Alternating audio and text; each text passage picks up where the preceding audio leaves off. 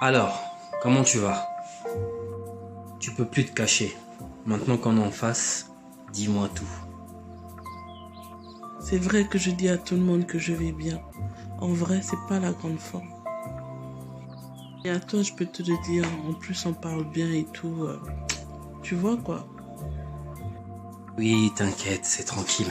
Alors vas-y, dis-moi. Je crois que je commence à craquer. C'est dur la marche chrétienne.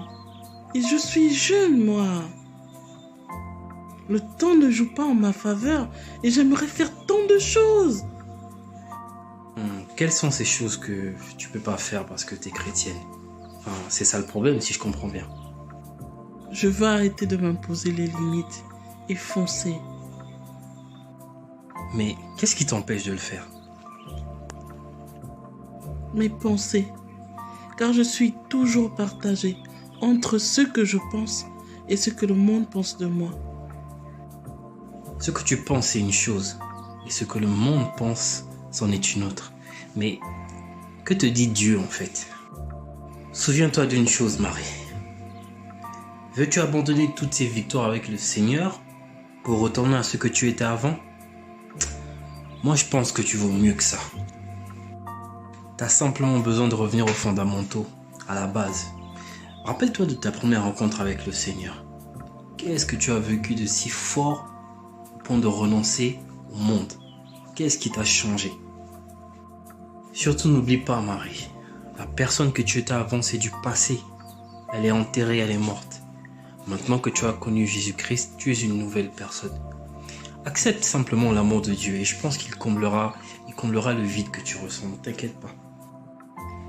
Écoute, place simplement ta confiance en Dieu et lui il va se charger du reste.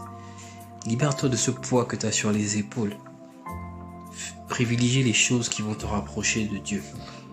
Ne sois pas comme Ève, ne sois pas tenté par les pensées du diable. Dieu a des incroyables projets pour chacun de nous qui viennent à différents moments. Il faut juste être patient. Tout ce que tu as à faire en fait, c'est que tu te conformes aux normes de Dieu et il fera le reste. Surtout, arrête de te comparer au monde ou aux gens du monde. Tu n'es plus ce genre de personne. C'est des choses qui sont passées pour toi. C'est des choses qui sont derrière toi. Merci Henri. Il est vrai que j'ai du mal à me détacher de mon passé. Quand je me sens oppressée, tourmentée, je me plonge vite vers le passé pour fuir la réalité.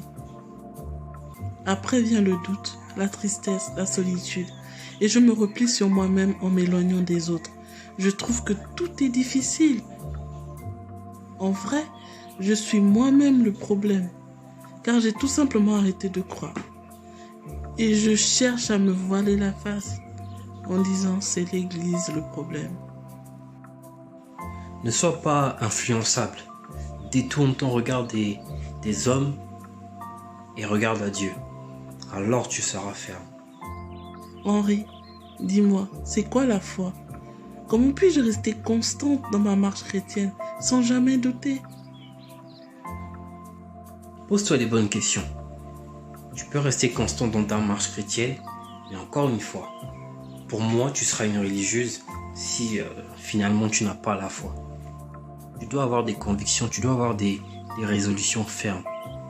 Même au point où tu arrives à douter de tes propres doutes finalement. La confusion s'installe parfois, c'est normal. Mais il faut savoir rester ferme, il faut savoir avoir des convictions comme je te l'ai dit. Et dans ta marche, tu commettras sûrement des erreurs, mais c'est normal, l'erreur est humaine. Personne n'est parfait. Mais ne perds jamais la foi, car c'est ça qui te sauvera. Réponds-toi et lève-toi. Sois épanouie, ne sois pas triste. Maintenant que tu es en Christ, tu dois être heureuse et non l'inverse. Jésus-Christ est venu pour te sauver et tu dois être heureuse pour ça. Amen. Merci Henri. Je t'assure que ça m'a fait du bien de parler. Et parfois, il est bon d'avoir une discussion simple. Amen. Rendons gloire à Dieu.